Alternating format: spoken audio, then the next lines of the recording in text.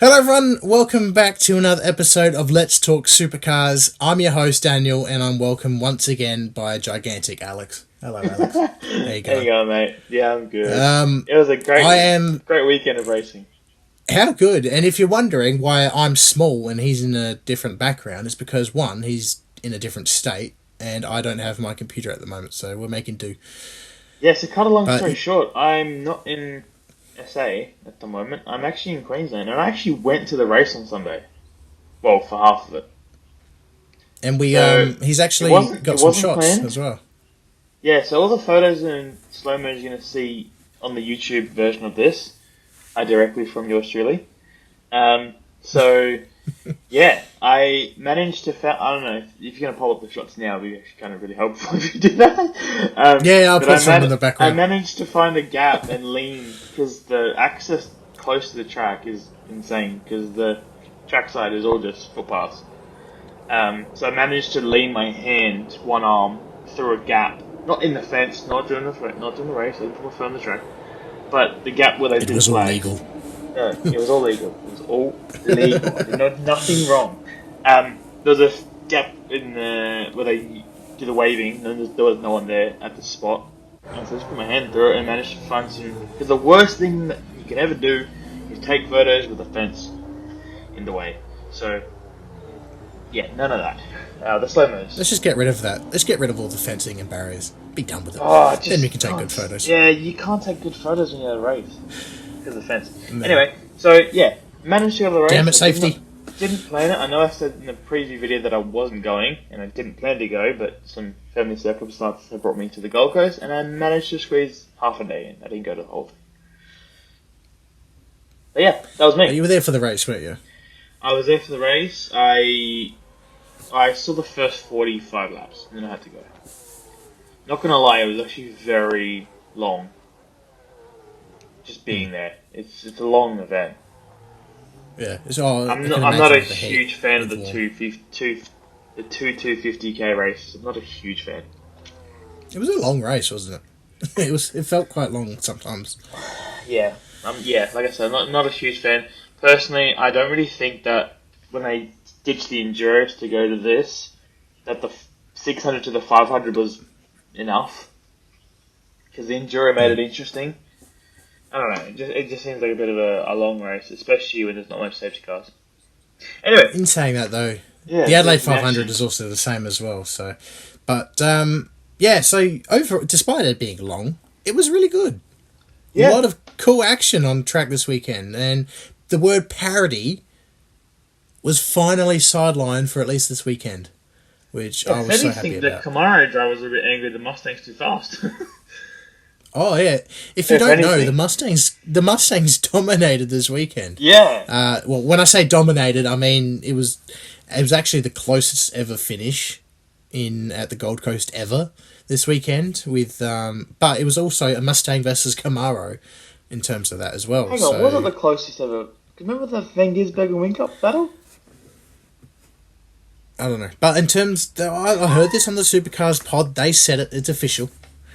But according to them, it's the closest ever finishing record, like in terms of how close the leaders were. But sure, I'll have to look back and do my homework. I'm gonna do some homework because I remember the one I'm talking about. Don't attack me. I heard it. I'm just the messenger. It's fine. But obviously, so Waters dominated Saturday, clean sweep. Provisional pole, and then the race, and then on Sunday we've got Kostecki on pole with Reynolds winning for the first time since 2018. So that's a long time coming. And before we get into all the results, I want to clap for you and me because we got our picks right. We predicted both race winners. We got them in the wrong order, but we predicted the race winners. They don't need to know that part, but. You predicted Waters on Sunday, I predicted Reynolds on Saturday. But we got it right! Yeah. How good. I'm happy with that. Know, and I actually, part of me didn't think that would happen. No. Well, we both said that no offense to them. Yeah, we thought Shane and Brody were going to be the ones. But we both picked a bit of an outside winner, and both of them worked. It worked very well, and I'm happy to say that because, Usually like I we're said, really wrong. parody wasn't part of it. Yeah. And Larko was so excited in pit lane when he was talking about it. Yep. It was quite funny, but overall, yeah, pretty happy weekend. There was a lot of talks of track limits, with now that the tyre bundles are gone. Yeah, that did make it a bit A interesting. lot of curb hops. A lot of curb hops. Yeah, Especially, we had 3 cars in the top 10 shootout on Sunday. Yeah, Got curb did the curb. strikes. Well, I was at the track. I really didn't know that much. I had no idea the grid No, order when I was there, to be honest. Um, I can't remember off the top of my head, but the only thing that was a bit, interesting, it took a while because the Friday were both wet affected sessions in practice. So they had no data to go off because Saturday and Sunday were bone dry. The Saturday was interesting because a lot of the teams, I think Tim Edwards was in an interview with Chad saying, or Tanda, saying that we have no idea what the lap time is because everyone has a curb strike. They had like an hour session and they were just picking sectors from each driver and linking them, guessing the time.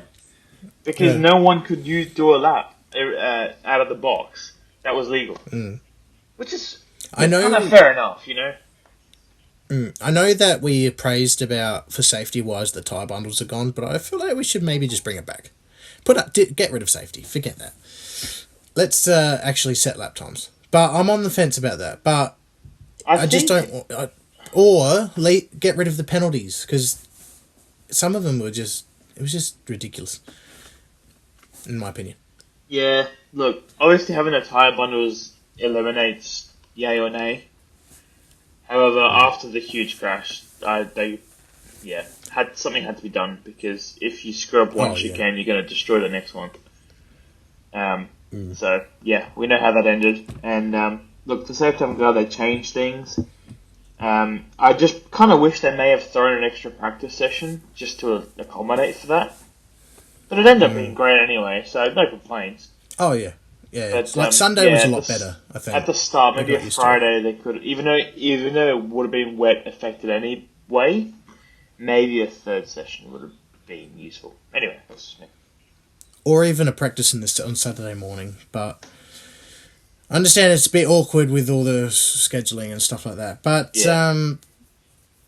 still pretty cool, a lot of action. They've definitely put on a show like they always do. There was a really cool battle between both Waters and Gizzy at the end of Saturday, and then Sunday there was an epic battle between Reynolds and Kostecki.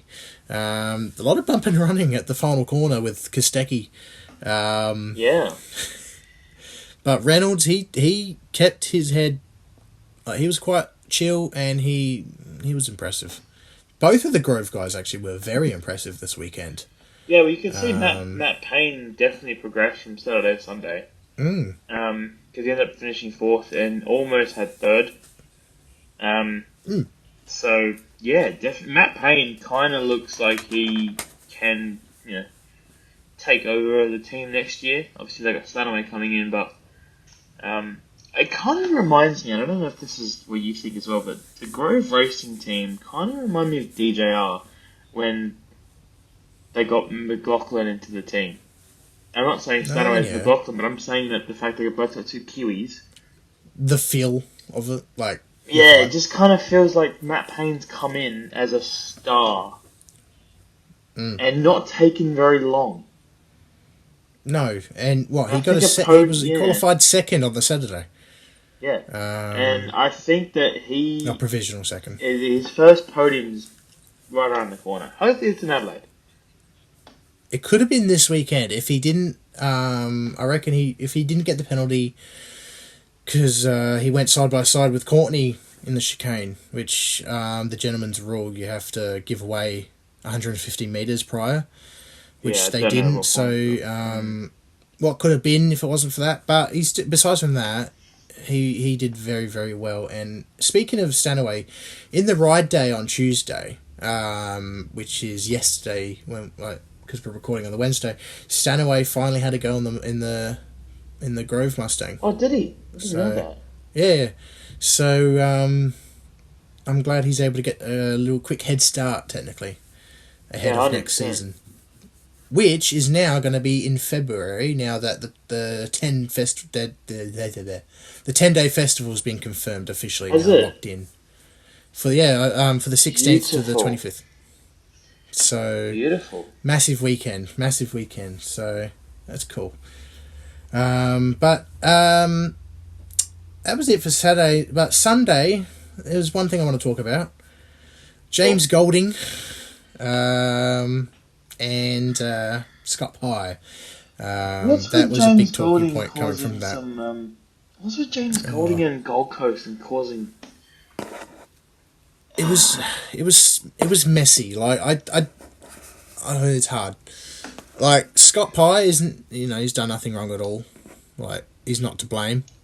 The luck he has, man, is just I think he needs the break. Like I think him not being on the grid next year is honestly a good thing for his mental health.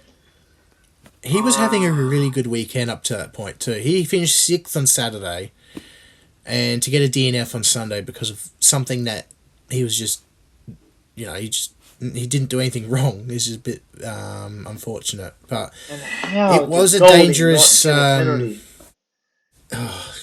don't know. How? It's like rule number 1. I understand though.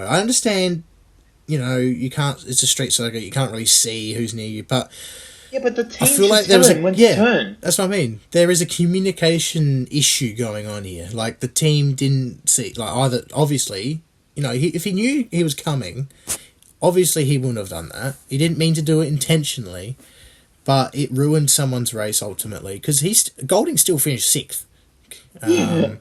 Yeah. So, and if you think about it, if he did that a little bit earlier, he could have crashed into Gisbergen.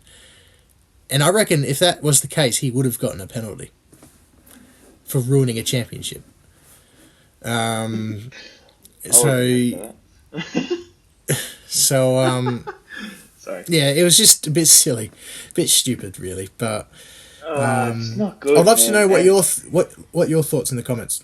Well, I don't know what Scott Pye's comments were because he posted about it on social media straight after the race, half an hour after the race. He was definitely, and he put a poll up and everything. It's like he skipped debrief for any interview and just went, nah, fuck it. I'm going straight on the on social media and posting it. Yeah. And he you just see everyone. And he tagged James Golding. Yeah. Bro, he's a menace. He just went like, nah, I'm sick of it. And all out. He went all out. He's not racing next year, so go for it, I suppose. True, he's only going to face him 2 more times. Yeah, but he doesn't want to lose that Red Bull seat. But I feel like he shouldn't have done that, but I understand why. Like, it's frustrating, obviously. It's obviously not professional, however... No. I think he wouldn't have posted anything if there was a penalty. Yeah. If there was a penalty, he wouldn't have posted that's what set him anything. off. That's what set him off more than anything, I reckon. Hey, I would have done the same thing. Yeah. Like, not even... Let me see if it's still there. Because I'm curious if it lasted. I honestly thought some of these drivers or celebrities put things up there and go, oh man, maybe not.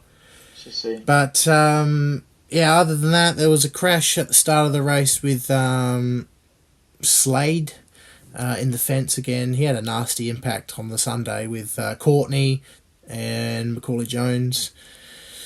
That brought out first safety car of the Sunday, which is.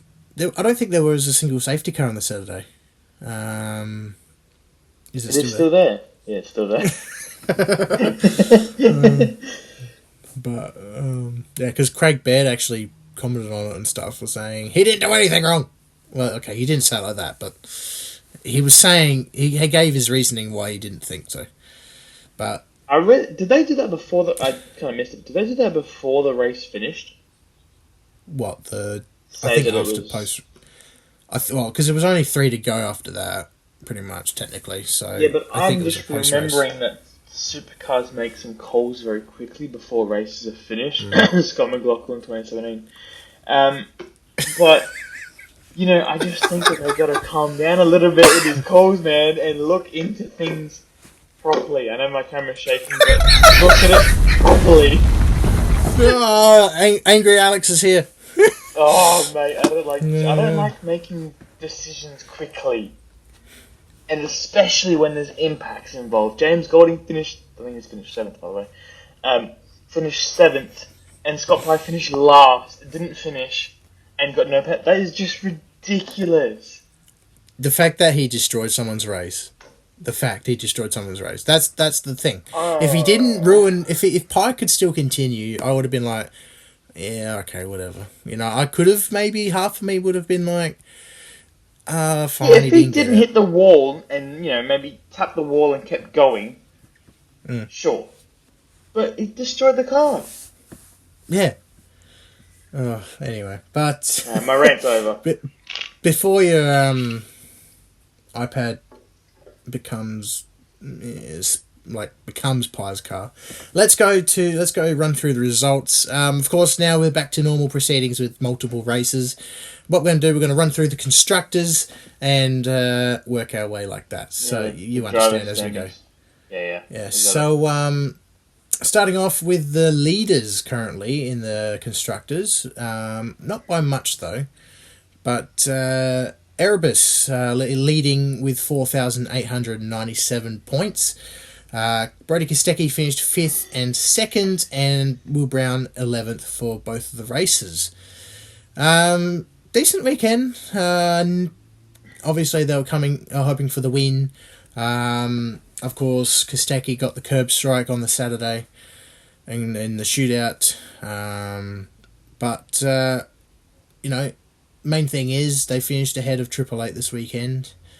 They keep their points lead, which is actually still the exact same as they had coming into the race. Yeah, right. So it's going to be quite epic come Adelaide. A bit of a disappointing round though for Feeney and Brown. You talk about or we'll combine the two. Yeah, we'll combine because the points are the exact same. Yeah, it was a bit weird. They both had two really good drivers and two mediocre. Yeah. Feeney wasn't. He didn't have a good car. He said himself he wasn't happy with it. Yeah, but even it's only his second time racing around there. Yeah. So because Dunlop don't go there, I don't think. He has raced there in a Mark car a couple of years back. That's right. Yeah, but that doesn't count. Obviously, it's just more time. I'm a bit shocked about Will Brown though. I am a little bit surprised about how he performed. He did very good on Saturday. Obviously, he's qualifying. I think he started last, didn't he? Yeah, because he had a gearing, not mount issue, but a gearing something. Can't remember what, but that knocked him out pretty much the whole session. Yeah, and then where did he finish on Sunday? He finished 11th again. So he finished 11th twice. Yeah. So, but in saying that though, he also had back surgery as well. I forgot about that. So I'm not sure if that had an impact or not. I haven't actually heard any interviews or anything like that. But still, obviously they were hoping for better. But now, unfortunately, it's official now. Brown and Feeney are out of the hunt. They no longer can challenge the leaders. I didn't think they were going to anyway. But there was a slight chance if they did well this weekend to bring it to Adelaide. But nope. Speaking of Triple Eight, they've got 4,727 points. As I said, Feeney finished 14th in race 1 and then 8th in race 2. And a very speedy Shane Van Gisbergen finished 2nd and 5th respectively. SVG got a curb strike as well on the Sunday. So even Stevens for him and Kostecki. Yeah, because he started 9th, didn't he? Yeah.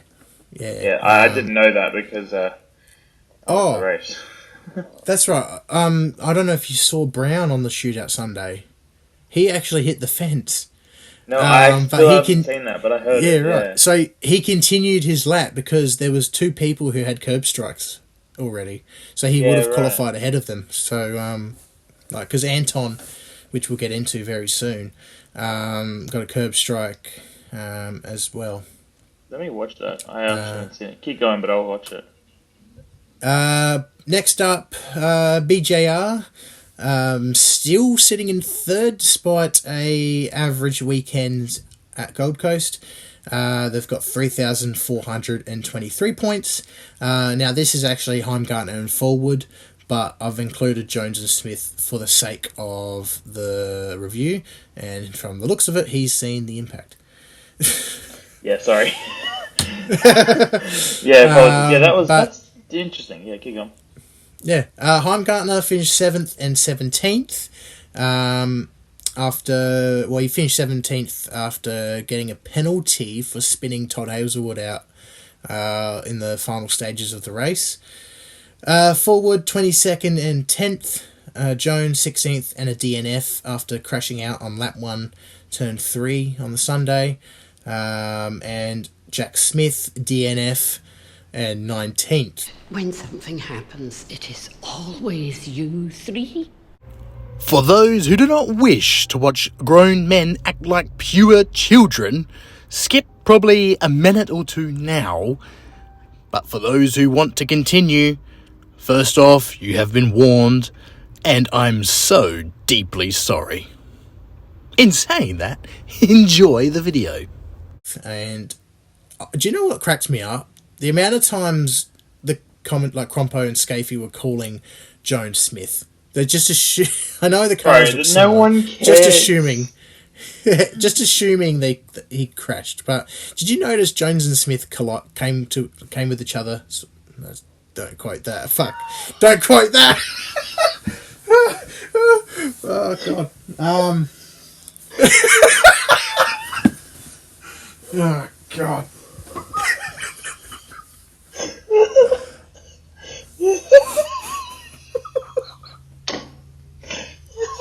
Oh my god, now I'm not professional no more.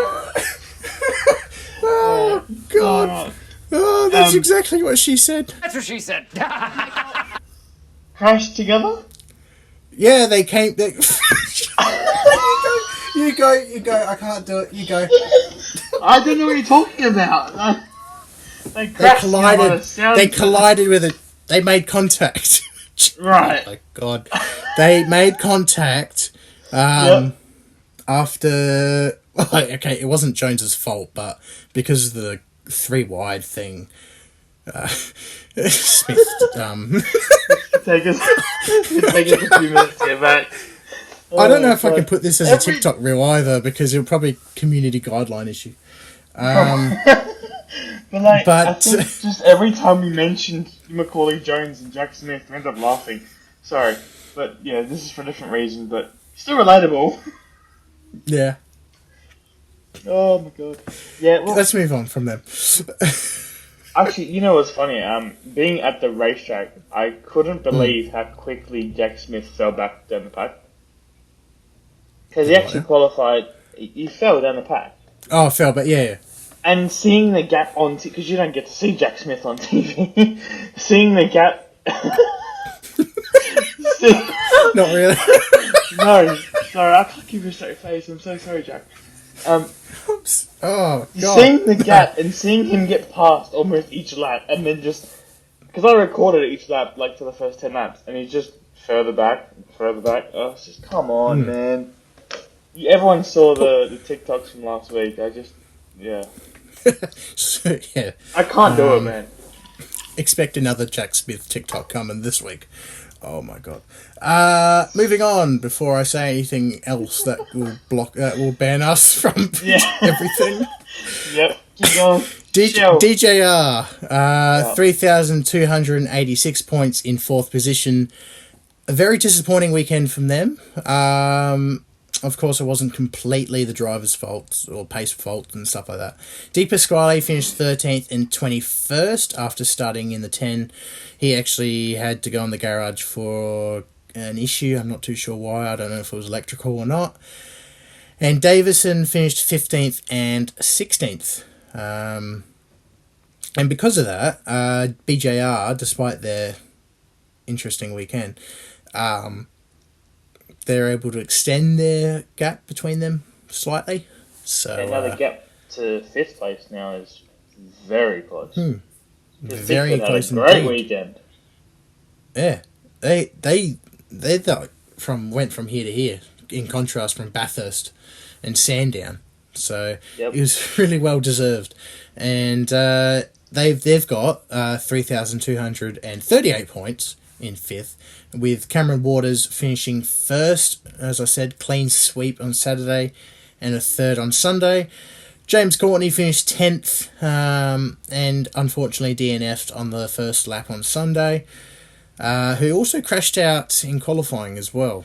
Yeah, that was interesting. Well, he actually went back out, but which is very similar damage. to last year, I think, when he crashed out. Or was that No, was that? I don't know. Maybe I'm thinking Newcastle, but It was a very and then we've awkward got- spot though, because you don't really see a car crash there by themselves. no. Like going No, head it in. was- We've seen Greg Murphy and people like that have collisions at that part, but they've always gotten tagged. So for him to just lose it there is very interesting. Awful entry, probably, but Thomas Randall finished 4th and 7th. Pretty good weekend for him. No, that's a good job. And Declan Fraser, very consistent, finished 20th on both races. So, definitely a I got a positive photo. weekend. I got a photo. You can pop it up now. Of his. Did his wheel fall off Who's? in race 2? Declan Fraser. Because I have I a think it did. photo with it not on very well. Yeah, no, it did. Yeah. Because obviously I was at the track. I didn't see him pit. Yeah. He must have, because the wheel was not on. That's right, yeah. And speaking of him, actually, he didn't actually have a single practice session on Friday because of a car issue. So Wow. he didn't get a chance to go out To be at all fair, they until were Saturday. useless. Yeah, To that's be true. fair, they were But- useless sessions. Yeah. Speaking of, I don't want to say it because we're wearing the shirts, No, they weren't. so they I'm not weren't going to bad. say it. They weren't bad. No, they weren't bad. But they- obviously would like. they could have been for it to better, be though. Yeah. But WAU, Walkinshaw and Andretti United in 6th currently with 3,193 points. Chaz finished 8th and 13th, and Nick finished 18th and 12th. What happened to Chaz on Sunday? Do you know? I don't 'Cause remember. to be honest. every I time didn't see watched much of him. Every time I saw him, he was in top 5. No, I did leave halfway Uh, through, so I must have missed. I have to look back because I honestly can't remember. There was too much other stuff like Jones and Smith. Yeah, he must but, have made some penalties. Maybe, but Chaz had an up and down weekend overall. His He obviously qualifying probably was wasn't pretty where he good. was want to be. Yeah, and he did get in some tangles. I remember Saturday with Randall where he actually gently clipped the fence during an overtake. So, and Nick, I don't really know where. I didn't really see much of him. Nick's gone to next year. He's focusing Yeah, on a Camaro. He hasn't gelled with the Mustang at all. No, and not many drivers have, unfortunately. True. But these ones, this is one I'm excited to talk about. Grove best Racing team of the round. Yep. with 3,026 points in 7th. David Reynolds. What a fantastic weekend for him. A 3rd place on the Saturday and a race win on the Sunday. And Matt Payne in 9th and 4th. Yeah, Good. should have been higher on Saturday, but Should have been higher. Yeah, they had a great weekend. It's finally coming to fruition. All the money they've spent, all the progress they've made, and just fell short. Finally, I have a win, and really happy for David Reynolds to win before he departs the team to a team where, let's be honest, he probably won't have much success. But you never know. He's a great driver. I knew he always was. And something about the Gold Coast, man, he just gels. Like, I don't know, man. He's always been successful. Did you see what Post-racing he too? Yeah, you saw it. Yeah, the post racing. I'm a wild man for a wild guy, a wild track for a wild man, and then he had the fight. Did you see that? Yeah, that's it. Which is, according to my knowledge, that's what Jones and Smith did, according to me. Maybe I shouldn't have said that. But let's get on with the next topic. No, don't worry. Let's move on. We've got 8th position, Team 18, which is the team Reynolds will be ending up next year. They're currently 8th with 2,827 points, with Winterbottom finishing 12th and 9th, and Scott Pye finishing 6th. And should have been and not 7th. Finishing at all. Should have been. Yeah. And we've already established that. We got you back. Well, I got you back. He was impressive this weekend. He was really happy as well, up until that point. Yeah, I shouldn't laugh. It's true. No, but it's true. Like, he was really happy. He did really well in I think qualifying, but also Saturday he drove really well. It's just the story of their team, though. I'm excited, although oh God. In saying that, I'm excited for Pye. Not for the team necessarily, but Pye for next year. If he's able to pull off a 6th in this car, I'm excited what he can do in the 888 car next year. Bathurst and Sandown. Yeah, and he'll be part of Will Brown most likely. So I think that's a very good combination. And yeah, hopefully Scott Pye can have some success, because I think he needs the break. He needs the break. And as long as he stays away from James Golding, he should be good. Fingers crossed. Speaking of James Golding, yeah, Newlon Racing in 9th. They've got 2,791 points. Golding finished 17th and 6th. And Slade 21st and DNF. Yeah. Up and down weekend for them. A bit of a disappointing They Saturday. Did show a lot of pace, yeah.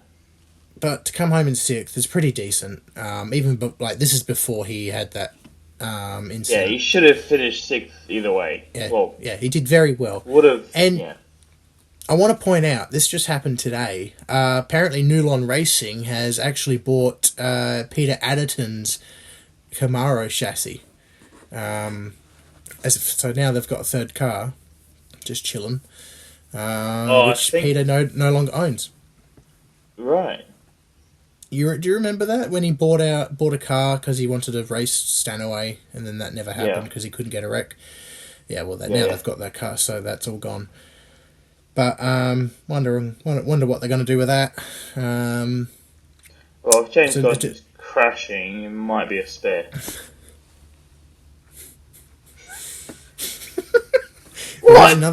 There is another street circuit coming up. Well, I thought, honestly, when I saw because the way Supercars wrote it on the title, I thought they bought it because the car was damaged and they're going to use it. That's how I interpret it. Well, yeah. But I don't think he was damaged that much because he still finished. No. I think, and Pye actually never touched him. Yeah, well, true. I just think that they've just bought it for a spare. I think so too. But whether that I don't think that'll change anything necessarily. Oh yeah, maybe as well. Could be a wild card, but I don't think they'd buy it now to do it. Do they have the funds for a wild card? Maybe though, that's the thing. Because in themselves, they're technically a wild card themselves. It's their first year. Or is it? Yeah. First, second year. Oh yeah, that's right. I forgot about the subway car from last year. One of my favorite liveries ever. Actually, I love that. It did look really good, didn't it? Me too. Speaking of my favorite livery this year's, which is Matt Stone Racing Truck Assist. I love that car, but they didn't have a great weekend. No, unfortunately not. With Hill, let's go with their points. They've got 2,603 points in 10th. LeBrock, unfortunately, DNF'd. I'm not sure why. I haven't actually looked into that. But 14th for Sunday. And then Cameron Hill, 23rd and 15th. Yeah, no, they weren't quick, unfortunately, this weekend. But the car looks amazing. Oh, it's it always does. Mm-hmm. Well, I've already talked about the 11th place because that's the second Fraser, and 12th, which is good old Jack Smith and Macaulay Jones. Cool drive. Yeah, Hazelwood didn't look fast at all again. No, unfortunately. And of course, like I said, he got spun on the Sunday, but he wasn't. It's not like he was like 10th or anything like that. No. It's a So shame. overall, bit disappointing. He's another one that could probably take advantage of a year off just to mentally regroup and, get ready once again, get that I'm mojo very back. curious to what he's doing next year because he posted after they announced Courtney that he's doing something different. Has he said anything yet? I know he's No, going to he the said he's Adelaide gonna Rally and do it- driving the Porsche.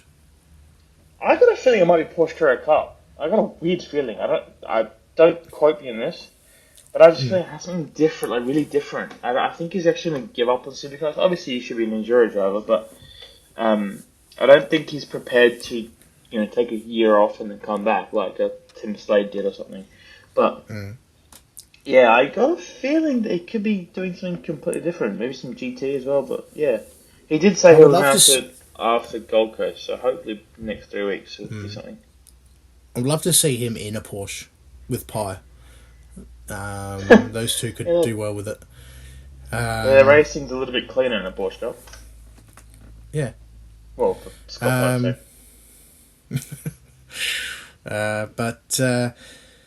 yeah, so overall, it was a pretty good weekend, pretty exciting. yeah, action-packed, yeah. I really liked it. I'm actually just really happy overall that the fact that Parody actually took a back seat for once. For the first time this year, pretty much. Supercars is obviously a lot more interesting to watch because obviously the results haven't been similar each week, and now that the parity issue has kind of been resolved, we see this difference of winners and different cars popping up to the front. So, hats off to the Supercars. Obviously, they should have done this 2 weeks ago, a month ago before Bathurst. But better late than never. At least we've still got a contest coming to the last round of the year, which as Adelaideans, we're very excited for that. Yeah, and it makes the event bigger, knowing that the championship comes down to that. And speaking of the championship, let's go quickly through the standings. Yeah, let's do that. Kostecki still leads the way. Yeah, it was good. Pretty good. Not like before. Kostecki... evening it out. Kostecki leads the way with 2,696 points. Followed by Shane Van Gisbergen, which has the same gap as they had coming into the Gold Coast weekend. That's really rare.